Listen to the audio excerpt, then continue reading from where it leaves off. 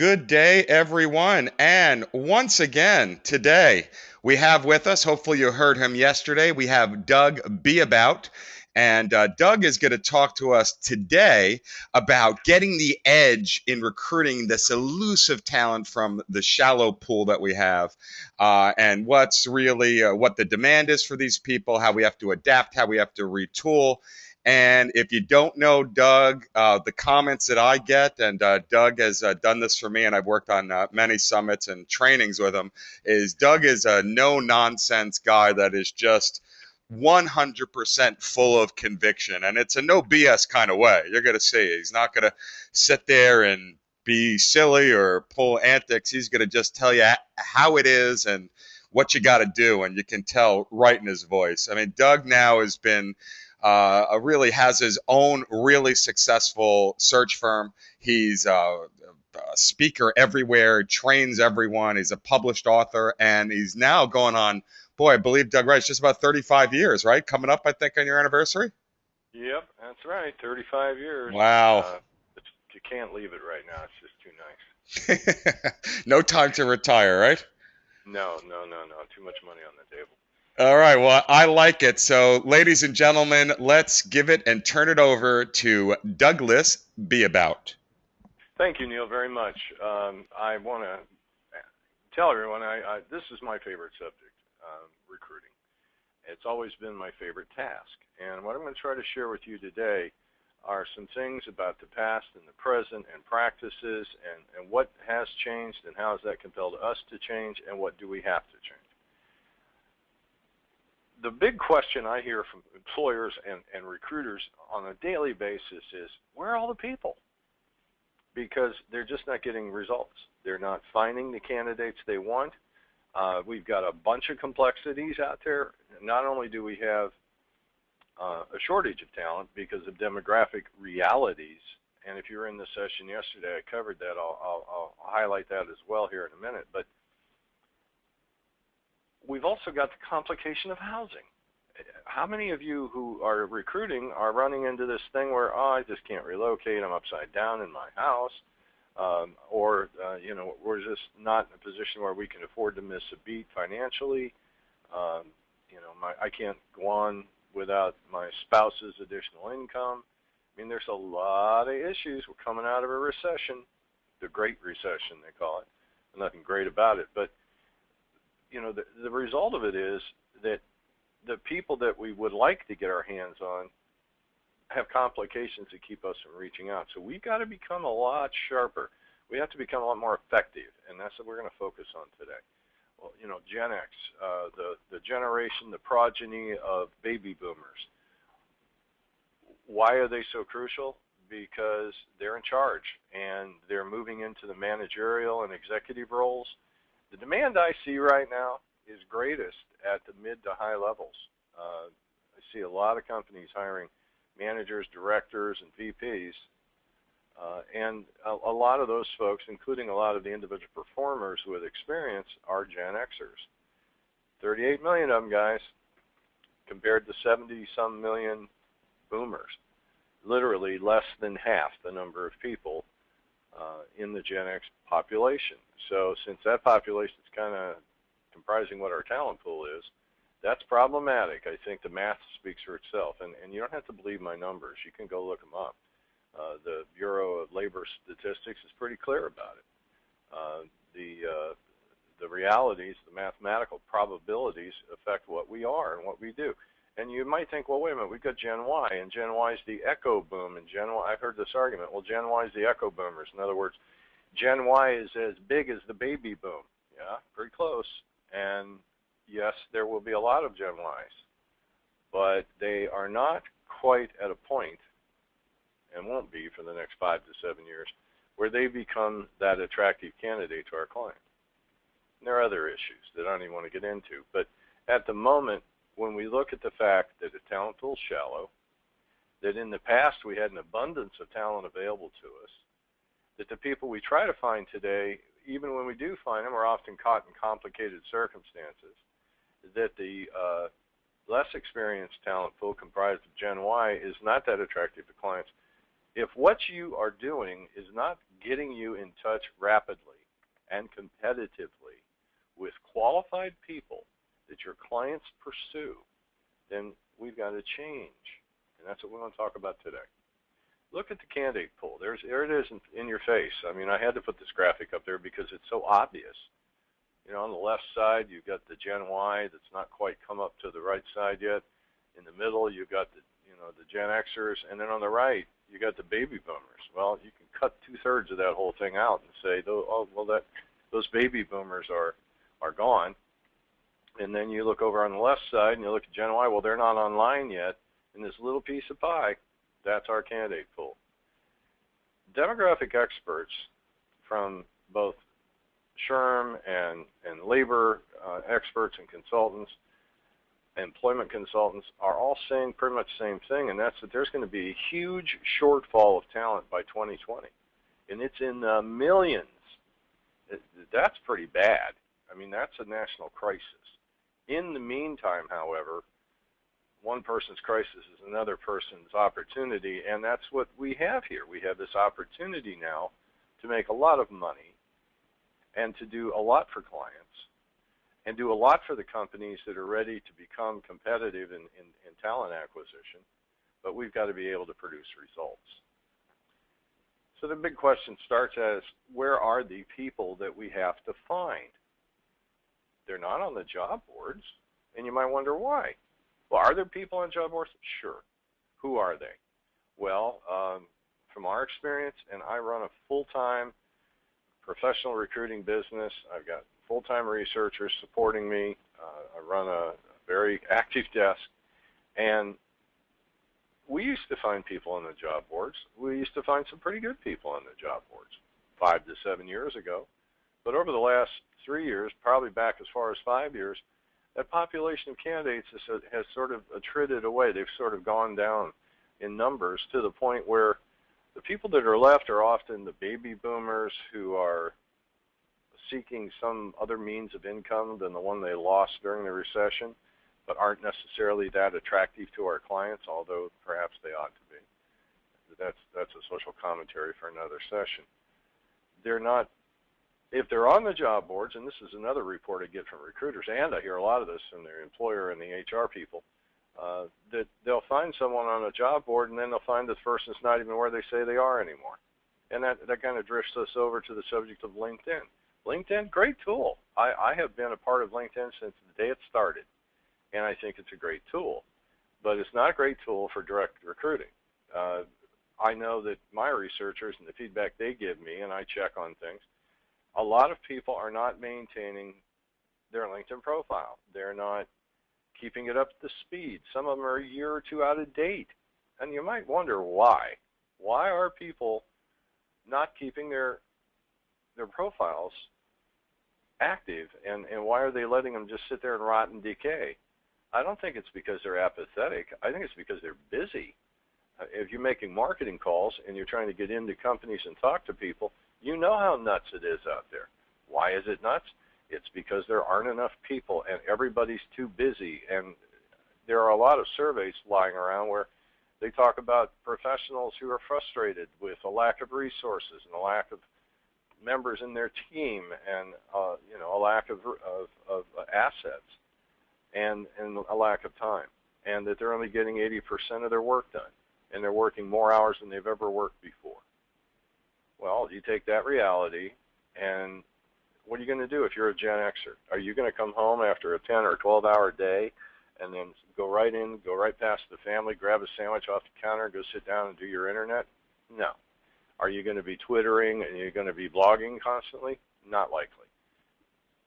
The reason that I know this to be true is because I recruit, but also because the demographics drive the facts. Gen Xers had a lot of kids.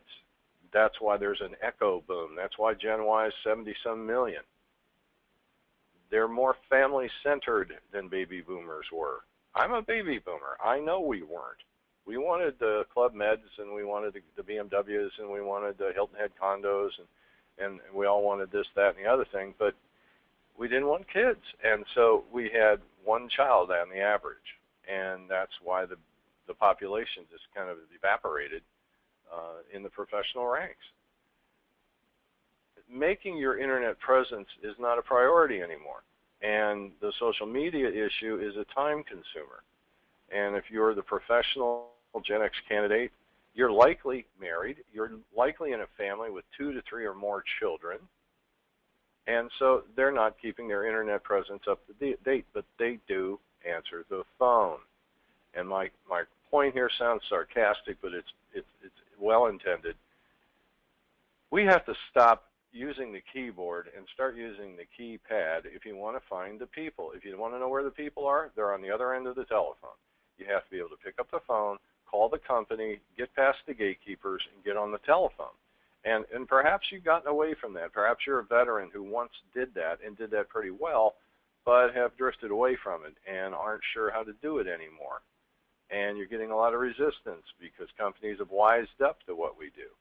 And companies are more protective of their talent than they ever were. And companies are aware there's a talent shortage. How do you take advantage of the facts? You get better skills and you get better capability at penetrating the organization. And also, where's the demand? I don't see much entry-level hiring going on, and I don't see much demand, and I see even less demand for it when it comes to recruiting and third-party recruiting. It used to be the assumption, and probably a reasonable one, with baby boomers, that if the baby boomer professional didn't have a 4-year degree, they certainly weren't a top-tier candidate. That's not the case anymore. And a lot of things have changed, and sometimes we get our heads stuck so hard into the tunnel that we're in that we sometimes don't look above us, and we don't look around us. And what I'm starting to see is that companies have become a little more flexible. They're starting to say, well, yeah, we definitely like someone who had a 4-year engineering degree, but we definitely consider someone with an associate's degree or someone with a certification in a certain kind of technology or robotics programming or in some form of computer or software. And so that's shifted. That's the change. There is less emphasis on the 4-year degrees, not across the board, but where at one time you could assume that if a person didn't have a degree, they weren't a candidate. That's no longer an assumption you can afford to make. And there are positions being filled today that were not once positions that were ever considered for paying a recruiter's fee. There are technician-level jobs that are paying up in the 80s and hundreds, which are creating $20,000 to $30,000 fees, which I'm absolutely happy to charge for technicians. And these are not commonly degreed people, so you don't make any assumptions anymore. The managers and executives, as I said to begin with, are where most of the demand is, because that's where the baby boomers created the talent vacuum. And there's another element. The problem is that the baby boomers departed starting heavily in 2005, 8 years ago.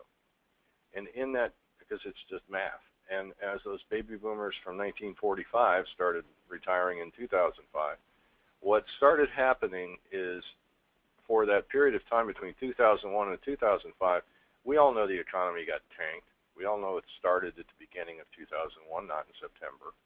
And for that 4 or 5 year period, there wasn't much being done. There wasn't much money being spent. There weren't that many projects being supported and created.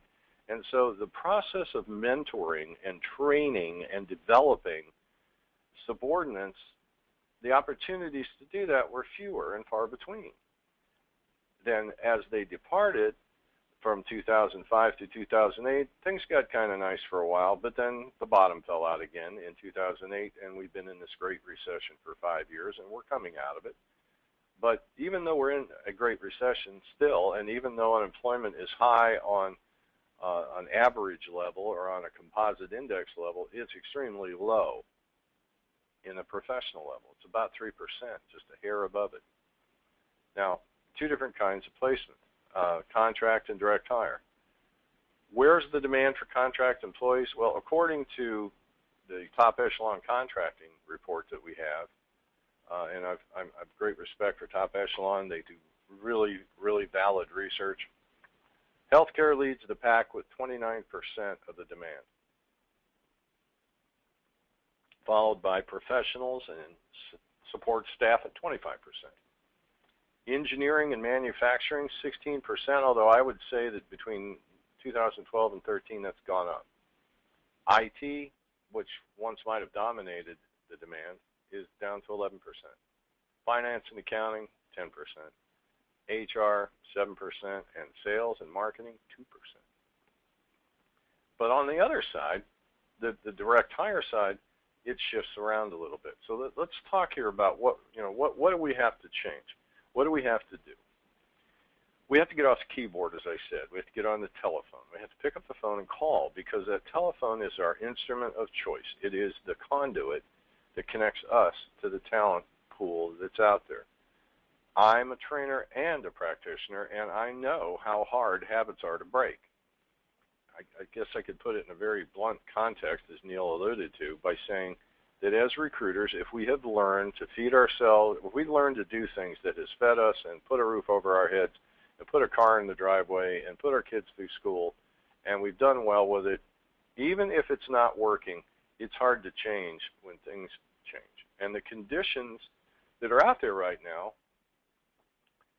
override the economic issues. I know a lot of recruiters that were making the excuse for their lack of production, well, the economy's tanked. And I know that in the past, having been through 5 economic recessions as a recruiter, I know that during most of them, it was very difficult to get business. It was harder to find search activity. It did affect our billings, no doubt.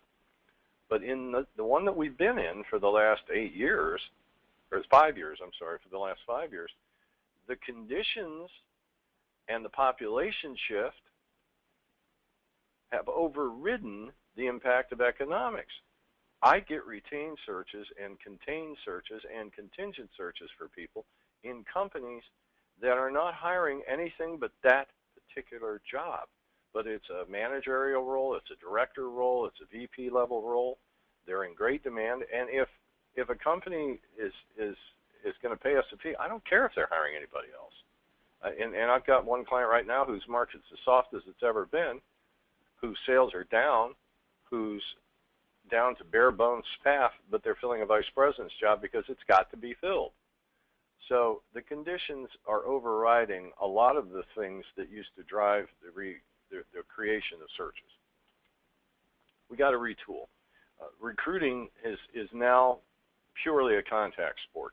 I really enjoyed being able to use the mouse. I know my researchers liked being able to use the internet, and we were all in love with Boolean search strings. And will Boolean search strings find people? Yes. What will they find? They'll find what a footprint someone left on the internet. But to my point earlier, we're not seeing that internet presence being maintained. And I've heard the argument many times that, well, Doug, if I find someone on the internet, I can always track them down. Well, no, you can't always do it, but worse, you're spending time doing that, and you may not succeed, while the other recruiter picked up the phone and called into a company and got the names of the active people, got them on the phone, and while you're chasing the person through an old employer, they're on the phone with the candidate. That's how it is today. And so we've got to learn to blend technology with some old school skills. Some of you may be veteran recruiters who are pre-technology, and believe me, I know. I mean, I remember the first fax machine. In fact, frankly, for that matter, I remember the first push-button phones. But the fact of the matter is, we have seen technology come, and we've seen technology flower, and we've seen technology pale, because technology and the internet is dependent on the people who are on the internet. And the people that are in our candidate pool are too busy with work and too busy with family and too busy with other priorities to keep their internet presence tuned. So if you want to get to the talent ahead of your competitors, if you want to be able to solve your client's problem and relieve them of the financial losses associated with that vacancy, you need to pick up the phone and use old school skills to recruit people. Change sometimes demands that we get out of our comfort. And I know I know it's tough to change habits, but get off the keyboard and get on to recruiter desk activities. You know, old school recruiting staff, for example, will give you, this is to give you a picture of how the old school used to be. You'd have a manager, and there would be these satellite desks around the manager who were recruiters. And every single one of those recruiters did the full desk. They did the marketing, the recruiting, they did the name gathering. They literally ran their own profit center within a company that was a recruiting firm. And they were paid commission, and they were paid draw, and that was the standard example. And the difference between one size firm or another were how many desks you filled, or how many offices you opened and replicated the image in front of you. Nowadays, things are different because we need more information. We need more access to people than we've ever had before because the demand is high and availability is low. And you can't do what you used to do. And let me be, again, pretty blunt here. HR learned how to use the keyboard. While you were sitting in on those Boolean search string webinars and you were learning how to use this job board or this tool that's on the internet or blog, they were too.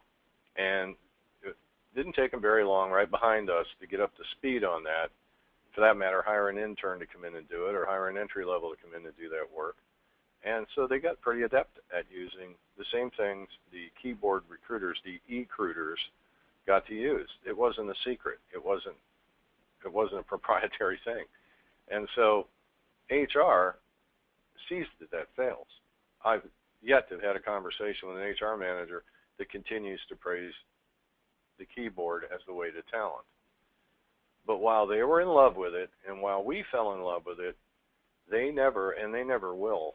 I can see, I would love to be wrong about this, I guess, but I don't think recruiters in companies or HR people in companies are ever going to be the people we can be as third-party recruiters. I don't think they're going to be able to do what we do.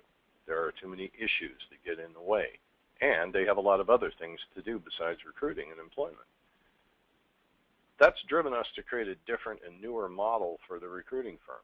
Now you still have the owner or the manager, but then you have people who you might call client managers or search consultants. It doesn't matter what title, but they're the ones dealing with the client. They're the one that's managing the high end of the process. They're on the phone every day with people that pay fees, with candidates they're working to place, and with people who can lead them to these other two people I just mentioned. When they get searches, they have a recruiter that's helping them recruit, and their recruiter is being supported, as they are being supported, by a researcher who's giving them marketing leads because they have to constantly market, and giving them recruiting leads because we have to kiss a lot of frogs today to find the royalty, to find the candidate we want to place.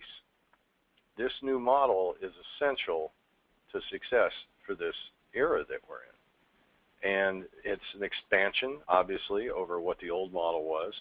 But what's driven this change, ironically, was the introduction of technology. But now that technology has kind of slid backwards on us, we should take this same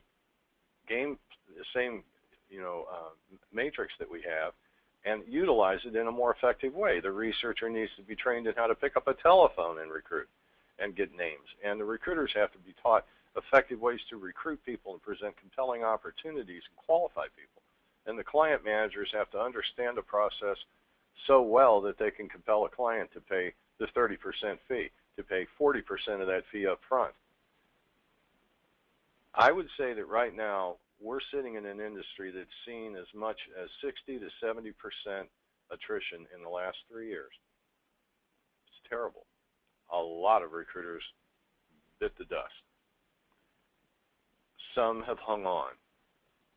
But the ones who are flourishing dropped the old tools, or the new tools that weren't working, and reverted back to the old school tools they had, or they sought them, found them, and are using them.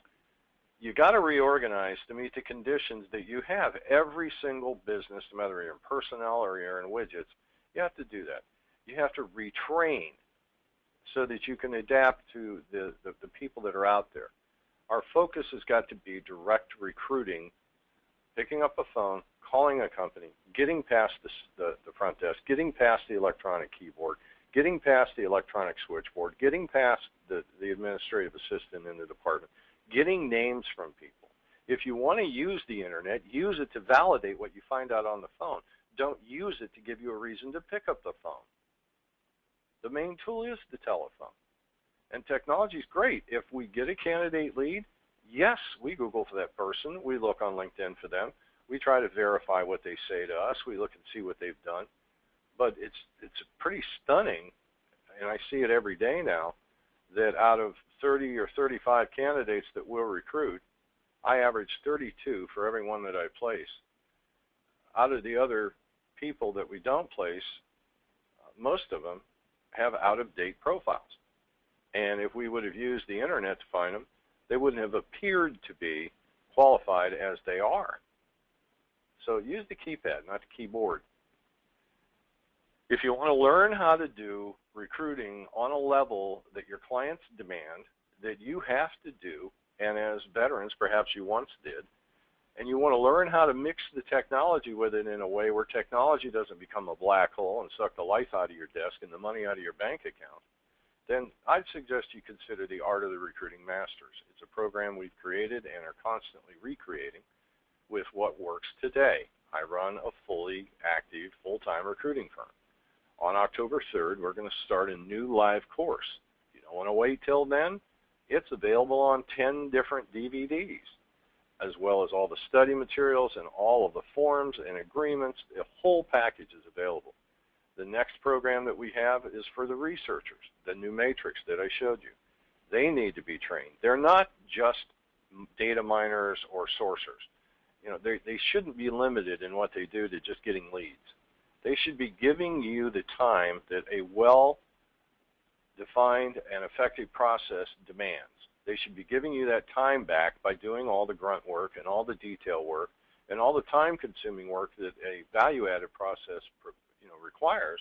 But as a producing recruiter, you should have someone taking those tasks away from you and giving you increased leads.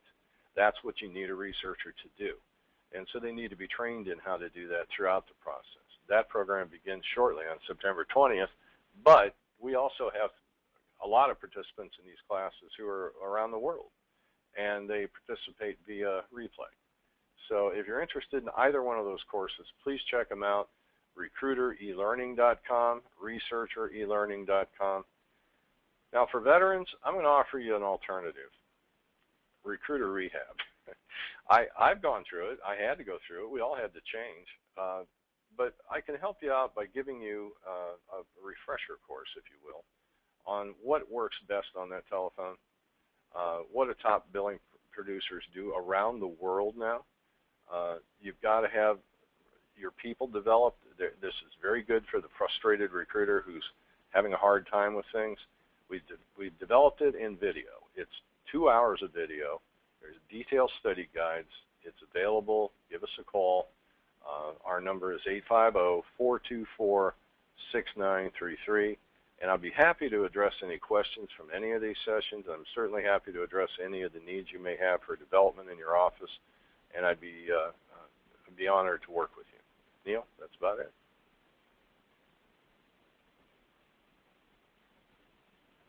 Whoops, my mute button was having trouble coming on loose.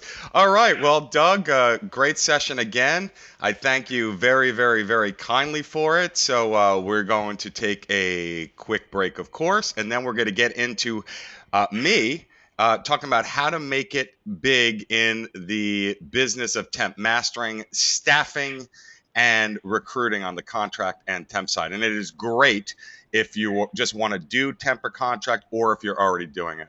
So, Doug, thanks so much, and hopefully lots of people will check out your program. All right. Thank you, Neil.